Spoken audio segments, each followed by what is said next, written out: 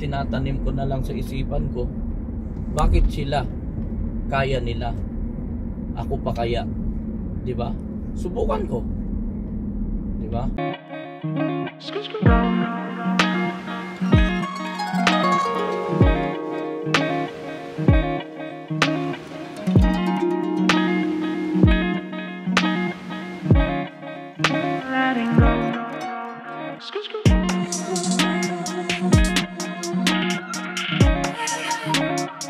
Mga loads, araw po ng Sabado ngayon, so medyo hindi tayo busy ngayon. So ka-treat ko lang ng nung anak ng amo ko dito sa lola nila dito sa Jumeirah Park. So kanina pumunta kami ng Dubai Hills Mall para ibalik yung sapatos, yung na-vlog ko kahapon. So pagdating doon, wala rin. Ayaw din ng bata kasi ipinipilit ng nanay na ang kunin is yung size 31. Kaso nga maluwag din sa bata. So ayaw ng bata. So nag-usap sila magnanay. So pumayag na nanay na huwag nang palitan. So ngayon diniretso ko siya doon sa lula niya. Doon sila kakain ng tanghalian. So ako pabalik na ako ng Oliva. Kasi loads, hindi ako pwedeng mag ganito kapag kasama ko sila or iniwan sa mga bata. Hindi tayo pwedeng magaganito. So magbablog lang tayo pag tayo lang mag-isa sa sasakyan.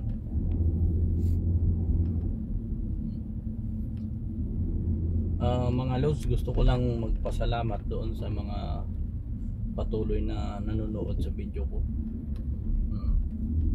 Hayaan nyo mga loads, darating din ang oras na masasanay tayo ng ganitong mundo. Medyo naumpisahan na natin, so kailangan nating tapusin. So mahirap kasi yung puro umpisa tayo tapos wala tayong matatapos. Ito na to kumaga pinasok ko na to, so wala nang atrasan to loads. Dahil sa tulong nyo, so lumakas ang loob ko mga loads. Kaya kasi patuloy nyong tinatangkilik yung aking mga vlog. So okay lang loads, silipin nyo lang, dalawin nyo lang yung vlog ko konti, masaya na ako dun mga loads. Hayaan mo sa sunod mga loads, gagawa tayo ng content. So try natin pasukin yung pagkukumiti. Sabagay, totoo nga pala yung ng ibang vlogger na minsan mahirap mahirap mag content. Kailangan malawak ang isipan mo sa paggawa ng content.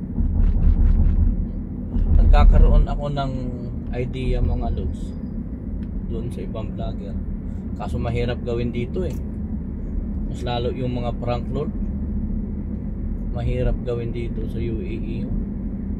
Baka dyan tayo makulong, hindi tayo pwede mag prank dito sa sa street. Kaya mahirap pasukin yung gano'n. So maghahanap na lang tayo ng ibang way na kung paano natin tayo mapapasaya, ay kung paano ko kayo pala mapapasaya. Mga bigyan nyo lang ako ng time mga loads. Sa ngayon kasi medyo nag-a-adjust pa tayo, inaalam pa natin kung ano ang buhay dito sa social media. Kasi sa totoo lang load, sa social media may basher at haters dyan Kaya yun ang dapat mong paghandaan. Mas lalo yung medyo umaangat ka na ng konti, tapos medyo kumikita ka na, kahit anong pagpapatawa mo, halimbawa mayroon kang comment na 1,000, siguro may 10 bad comment yan. Alam mo, yung 10 nag-bad comment na yun sa'yo, ibig sabihin naiinggit sa'yo yun. Kaya alam nyo,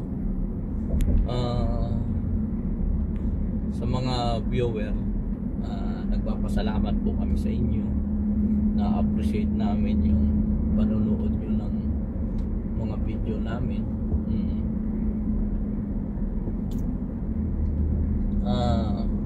Alam ko hindi maiwasan na talagang hindi magugustuhan yung yung video mo, yung binablog mo. Alam nyo, payo ko lang sa inyo, kung ayaw nyo yung vlog ng isang tao, kung ayaw nyo yung video ng isang tao, kasi yung video niya naman is hindi naman against sa'yo, kumbaga hindi ka naman inaatake, so huwag nyo panoorin. Saka huwag na rin kayo mag-comment. Huwag nyo panoorin.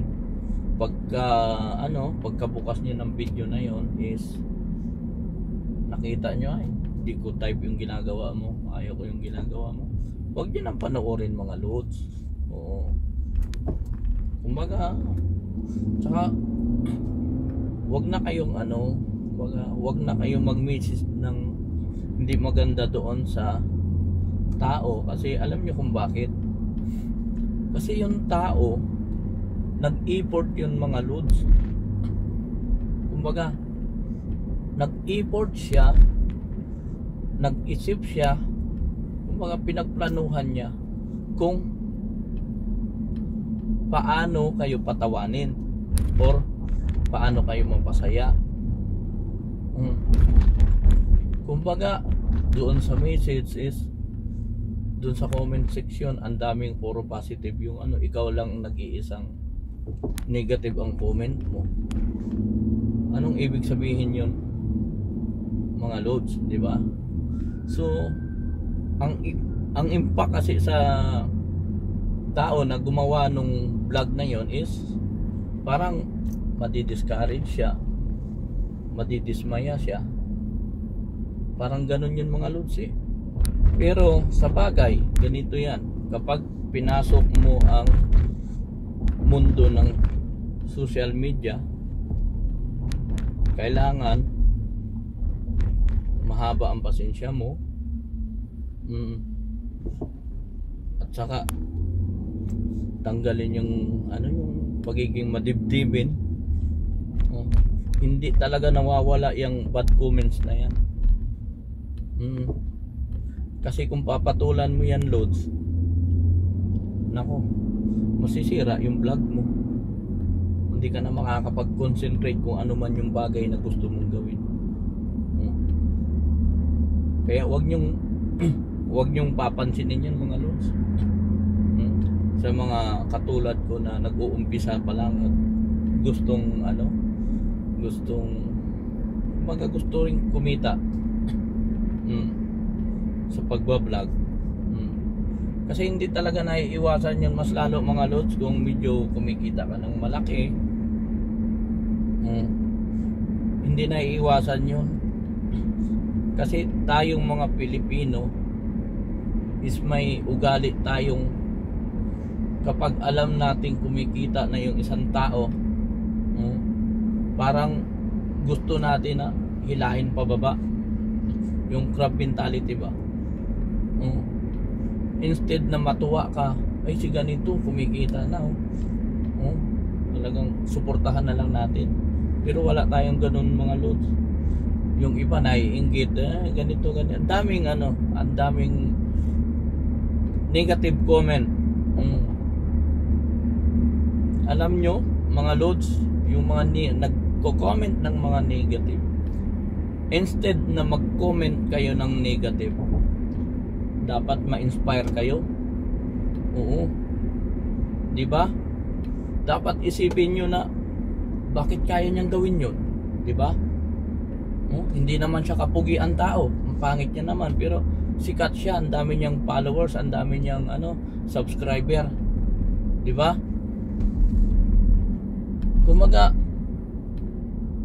dapat ma-inspire kayo, ma-motivate kayo na ano kaya, pasukin ko rin itong mundong ganito. Di ba? Mag-isip din kayo ng ano, ng content na napabagay sa inyo. Kaysa kainggitan mo yung tao, dapat suportahan natin. Dahil nag-effort siya doon sa ginagawa niya. Di ba? Kung mahirap kaya itong ganito mga lods, yung pasukin mo yung mundo ng social media, di ba? Ang daming taong nakakakilala sa iyo, siyempre. Kaya big shout out na lang dyan sa mga mga haters at basher, na sana maisipan nyo one time na ma-inspire kayo doon sa mga taong nagsisikap. Kumaga, nagsisikap silang, ayaw nilang sayangin yung yung pagkakataon hanggat nabubuhay sila na di ba? Kumita. Di ba? Kaya nga andyan si Facebook, andyan si YouTube, binibigyan tayo ng pagkakataon para kumita. So, mag-isip tayo at gumawa tayo ng paraan kung paano tayo kumita sa YouTube, Facebook. Kung dati mahiyain ka,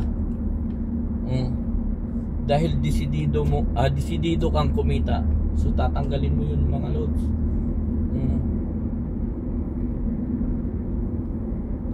Saka minsan, di ba, ako kasi mga lods, mahilig din ako manood ng mga vlog.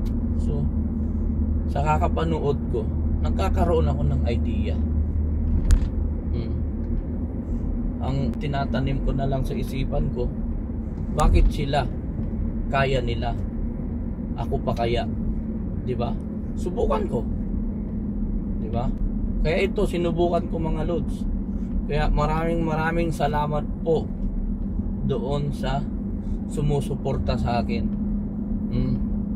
Lumalakas po kasi ang loob ko at talagang gusto ko na ipagpatuloy at kumaga higitan pa yung mga nagagawa ko ngayon. Kumaga namomotivate nyo ako yung mga viewers So kumaga ngayon naisip ko may potential din pala na kumita ako sa Facebook.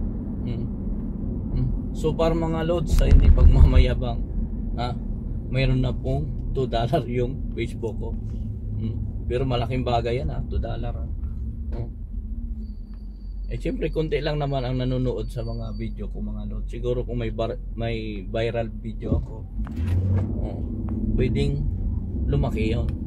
Pero nag-iisip pa tayo mga lods, darating tayo dyan na yung magkaroon tayo ng video na maganda-ganda na kakagatin ng masa.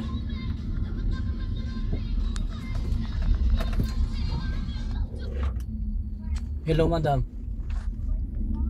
2 minutes, I'm here at the gate. Okay.